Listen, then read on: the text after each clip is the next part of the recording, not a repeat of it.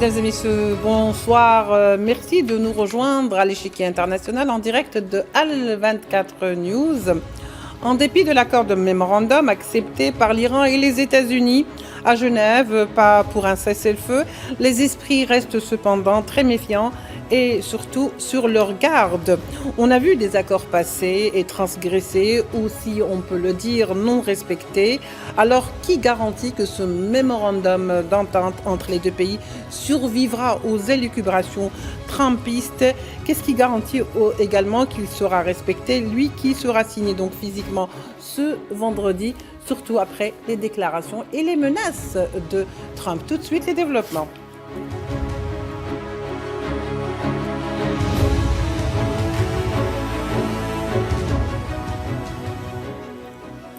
Pour en parler ce soir avec nous, avec beaucoup de plaisir, nous accueillons Karim Belgassem, analyste des questions internationales. Karim, bonsoir, merci d'être avec nous. Bonsoir Laïla et bonsoir à tous les téléspectateurs d'Al24 News. Alors, on a fait un grand ouf de soulagement entre hier et la semaine dernière lorsque on avait donc annoncé que les deux pays, l'Iran et les États-Unis, avaient conclu quand même ou sont parvenus à la conclusion d'un mémorandum d'entente. Bien sûr, on peut dire des négociations ou des accords numériques pour l'instant, mais toujours est-il qu'à Genève, on a pu trouver un consensus. Du moins, c'est ce que laisse en tous les cas apparaître les médias et bien sûr ceux qui ont rapporté l'information. On pourrait s'en réjouir, mais on a vu que sur le terrain, rien ne change, surtout du côté par exemple des frontières libanaises, surtout donc la région sud, et surtout par rapport aux déclarations toutes récentes et fraîches de Donald Trump qui dit que de toute façon cet accord n'est pas, ou ce mémorandum n'est pas définitif. Est-ce que ça veut dire qu'on veut laisser planer le doute jusqu'au bout, ou comment faut-il lire cette déclaration un peu, je dirais, surprenante de Trump à la dernière minute?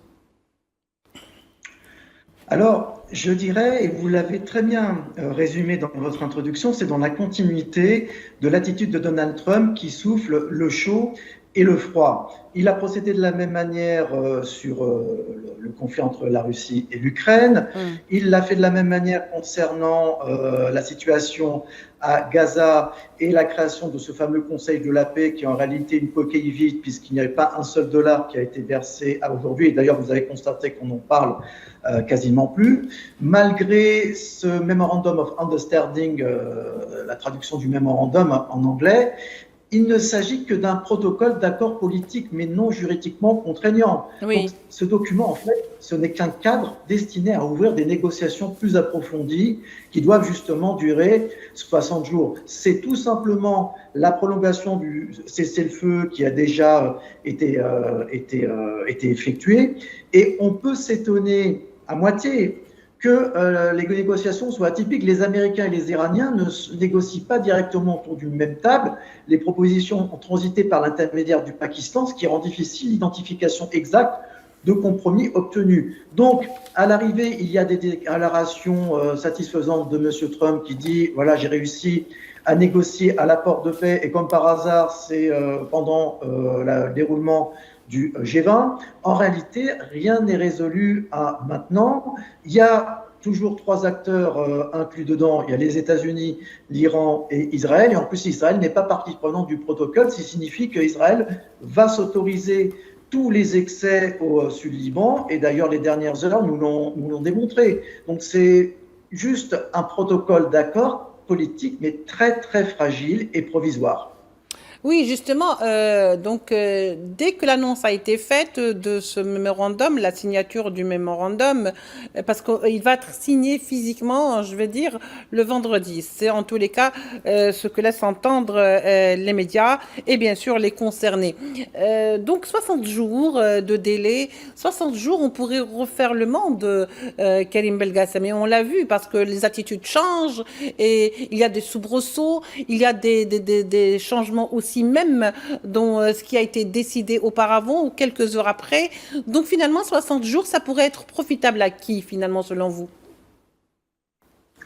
Alors, ça va être profitable, bien entendu, à Israël, puisqu'ils vont tout faire pour faire échouer cet accord. Ils ne sont pas signataires du protocole, ils ne sont pas directement engagés par celui-ci.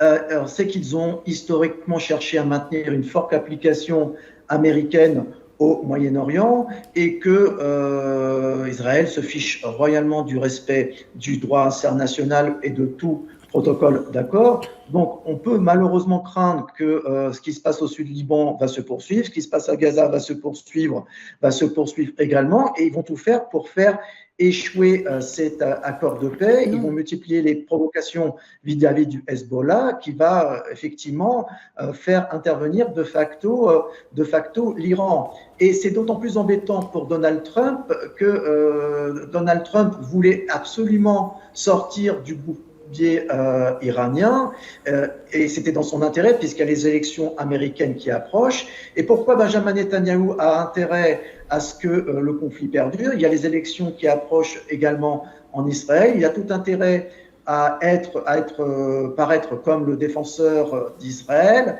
défenseur contre les ennemis de l'extérieur.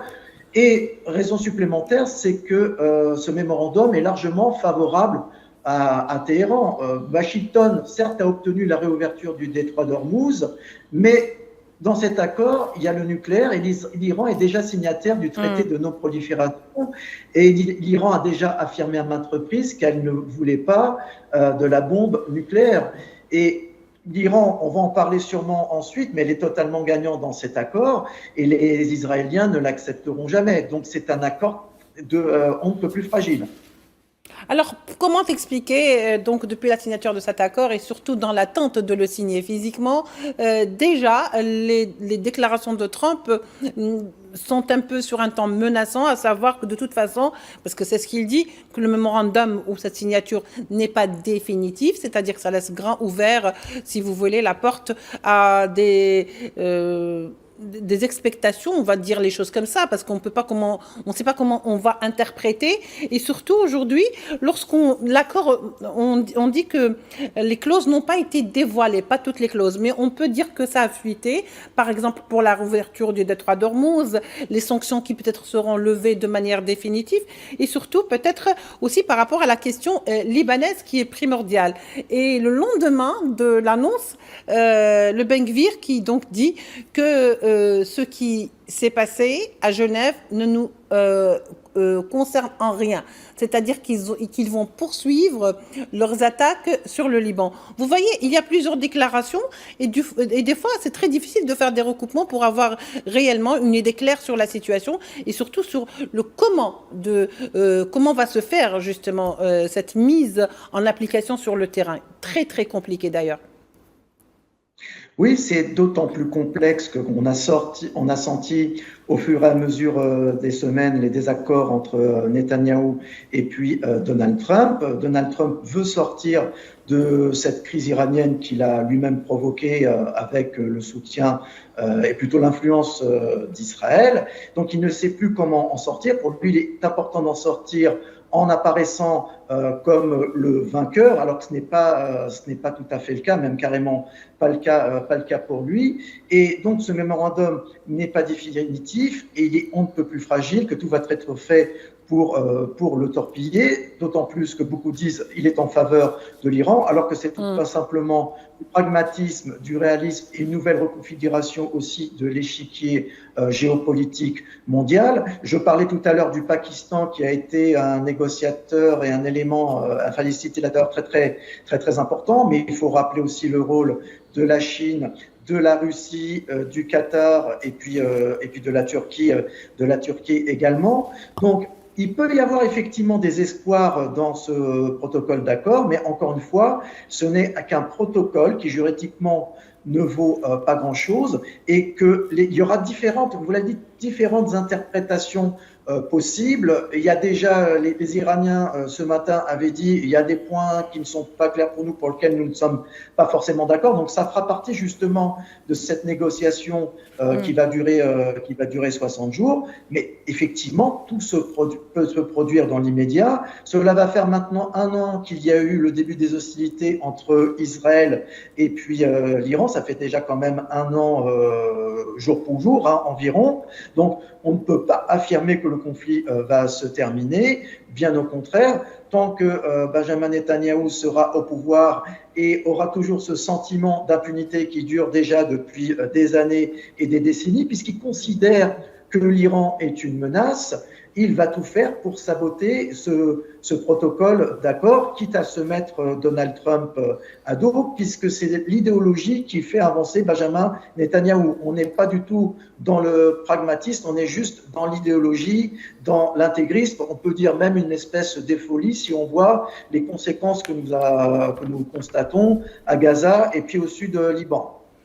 Alors, on va dire qu'on aura fait tout ce chemin pour ensuite revenir vers ce qu'on appellerait ce statu quo qui déjà existait avant cette guerre contre l'Iran. En tous les cas, c'est l'avis des observateurs qui suivent de près ce dossier, puisqu'ils disent que cet accord a permis de rétablir juste le statu quo d'avant-guerre. Finalement, on revient sur des négociations, sur des points axiaux, comme par exemple les sanctions, mettre fin aux hostilités, rouvrir le détroit d'Ormuz qui était déjà ouvert, mais on parle aussi du passage crucial du pétrole et de gaz, la fermeture provoquée donc par cette crise énergétique.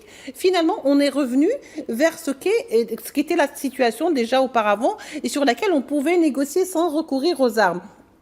Or, ce n'était pas le cas. Mais certains aussi, les observateurs Karim, disent que cet accord, comme vous l'avez dit, était beaucoup plus avantageux pour les Iraniens, peut-être parce que depuis le départ, les Iraniens étaient très clairs dans leurs revendications, alors que Washington était tantôt à droite, tantôt à gauche. On ne savait pas réellement ce que était l'objectif réel de Trump dans cette histoire. Effectivement, on a envie de dire tout ça pour ça. En fait, qu'est-ce qui ressort de ce conflit? Effectivement, les Iraniens en ressortent gagnants parce qu'ils ont gagné en crédibilité. Pourquoi ils ont gagné en crédibilité? D'une part, ils étaient préparés depuis des années, des décennies à un conflit potentiel avec Israël et puis avec les États-Unis. Il y a toujours une certaine continuité dans le fonctionnement de la République islamique d'Iran qui fait que quand vous assassinez un leader, il y a toujours quelqu'un qui va prendre sa place, qui a été formé et préparé, et ils ont le mérite de la constance. Ils savent ce qu'ils veulent et ce qu'ils ne veulent pas. Et en face, vous avez un dirigeant comme Donald Trump qui est impulsif, qui un jour dit oui, un jour dit non, un jour dit blanc, un jour dit noir, qui est très très influençable par l'intermédiaire de Benjamin Netanyahou. Donc l'Iran a gagné en crédibilité auprès alors j'allais dire de la communauté internationale, mais le terme communauté internationale a une connotation occidentale. Oui. Je dirais, a gagné en crédibilité auprès des BRICS et auprès des pays du Sud global. Le message que délivre l'Iran de manière implicite, c'est regardez, nous avons vaincu l'impérialiste américain, nous avons obligé les Américains et ses alliés du Golfe à faire comprendre aux États-Unis qu'ils devaient partir de cette région, qu'ils devaient cesser effectivement cette espèce d'hégémonie et d'intrusion dans la région, qui correspond d'ailleurs à la vision MAGA. C'est pour ça que le vice-président J.D. Vance, lui, n'était pas favorable à ce conflit. Et finalement, on risque d'avoir un protocole d'accord qui risque d'être validé avec un sujet du nucléaire qui serait beaucoup plus favorable à l'Iran. Mais de toute manière, l'Iran avait toujours été clair en ce qui concerne le nucléaire. J'en avais parlé tout à l'heure, puisque l'enrichissement civil, dans cette concession, l'enrichissement civil serait maintenu environ 3,6% et 3,8% pour les usages énergétiques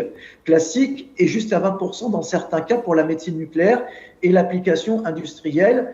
Et l'Iran a déjà réaffirmé un engagement ancien n'est pas développer l'arme nucléaire. Donc effectivement, comme vous l'avez dit, on peut se dire tout ça pour ça, sauf qu'il y a eu quand même des innocents qui sont morts. Je pense à cette école qui a été bombardée, qui a fait 164 morts.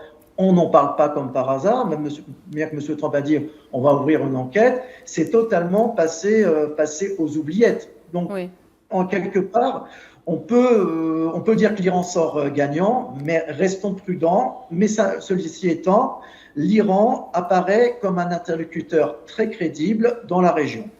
Oui, alors on va dire que beaucoup d'observateurs, ou certaines parties plus précisément, ont trouvé que Trump, dans cette histoire, ou si vous voulez, les États-Unis, ont fait d'énormes concessions à l'Iran. D'abord, il s'agit du premier point, des fonds qui sont destinés à la reconstruction. On en parle de plus en plus, et ça c'est un acquis, parce que de toute façon, l'Iran avait exigé au départ que tout ce qui a été détruit soit reconstruit par l'agresseur, c'est-à-dire les États-Unis. Le déblocage des avoirs gelés, ça c'est un point dont on parlait de moins en moins, qu'on n'abordait pas du tout. Et là, il refait surface et avec force. En plus, il semble qu'on aurait tapé un peu sur la table du côté iranien par rapport à cette question. Et surtout, la levée totale des sanctions. Parce que il faut dire que depuis 40 ans et plus, l'Iran était sous sanctions. Qu'on arrive aujourd'hui à parler de ce sujet en disant que c'est la levée totale des sanctions, tous ces points très importants pour l'Iran, on va le voir, hein, c'est pour l'Iran, eh ben, sont tributaires de la progression des négociations, ou que prendra le chemin que prendra les négociations, surtout par rapport à cette question nucléaire. De l'autre côté, on a l'exigence du Liban, le retrait total des frontières ou du sud du Liban. Donc finalement, est-ce que cette partie ou ces parties qui disent qu'il y a eu des concessions auraient raison ou tort, et de quelle manière? Il est évident qu'il y a eu des concessions côté américain, puisque contrairement à Trump, les Iraniens ont le temps. Ils sont maîtres des horloges. Ce n'est pas le cas de Donald Trump et même de certaines, je dirais, démocraties occidentales, puisqu'ils sont tenus par les calendriers électoraux. Ils ont des électeurs à satisfaire.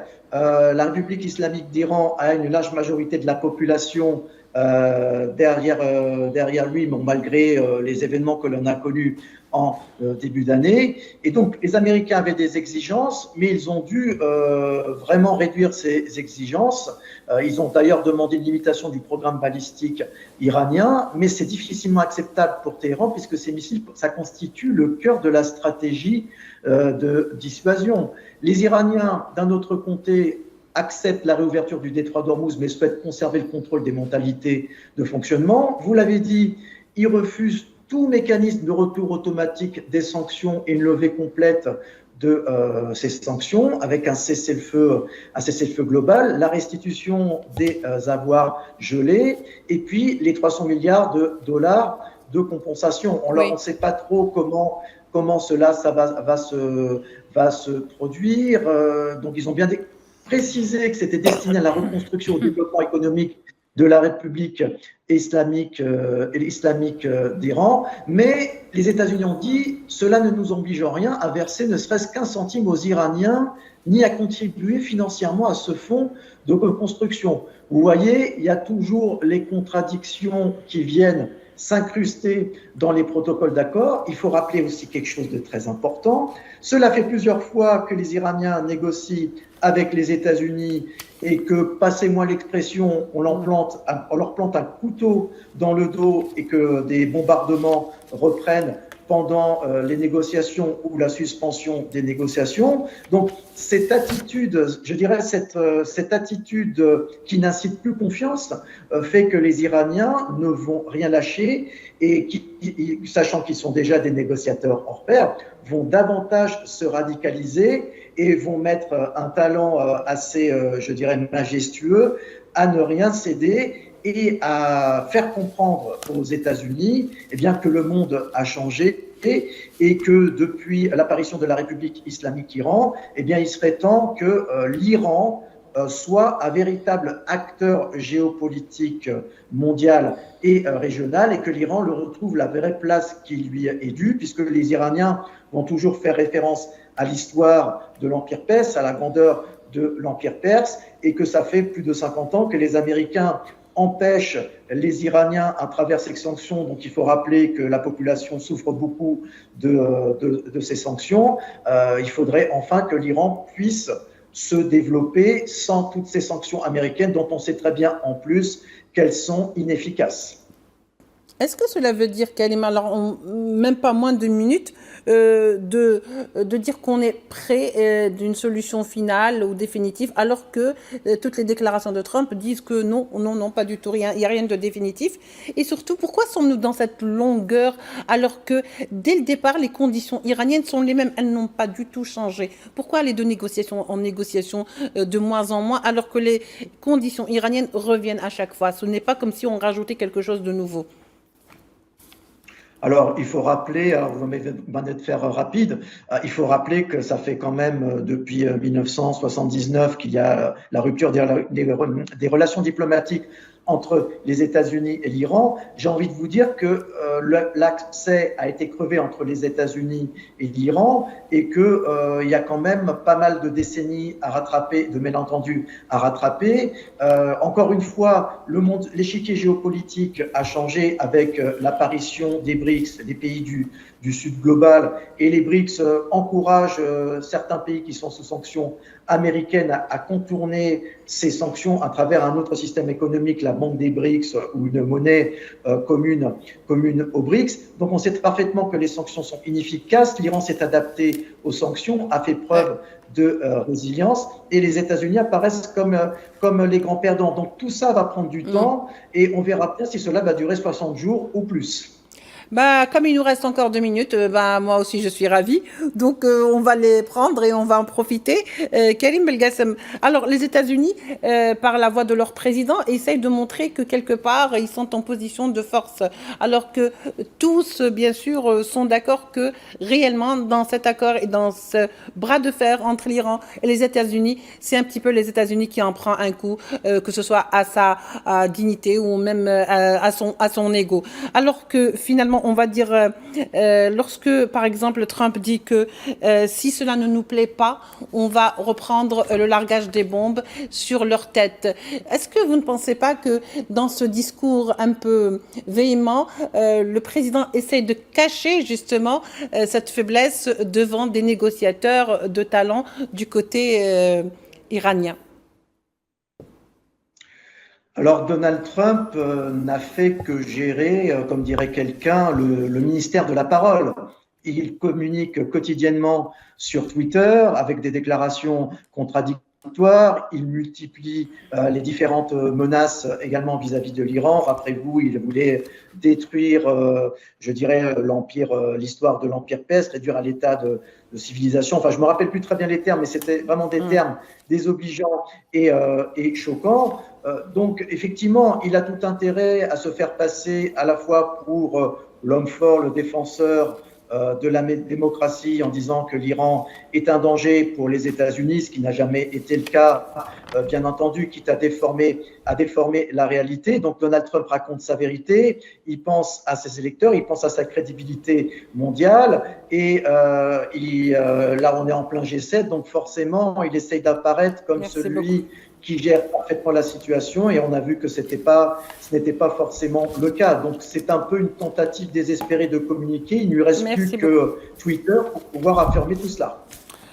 Voilà, donc si ça marche pas, il promet donc de larguer des bombes sur la tête des Iraniens, comme si c'était un fait nouveau en tous les cas pour les Iraniens, ce n'est pas le cas. Merci beaucoup Karim Belgassem, je vous rappelle que vous êtes analyste des questions politiques et internationales. Merci à vous de nous avoir suivis. On se retrouvera certainement, si Dieu le veut, demain pour un nouveau numéro de l'Échiquier international. Au revoir.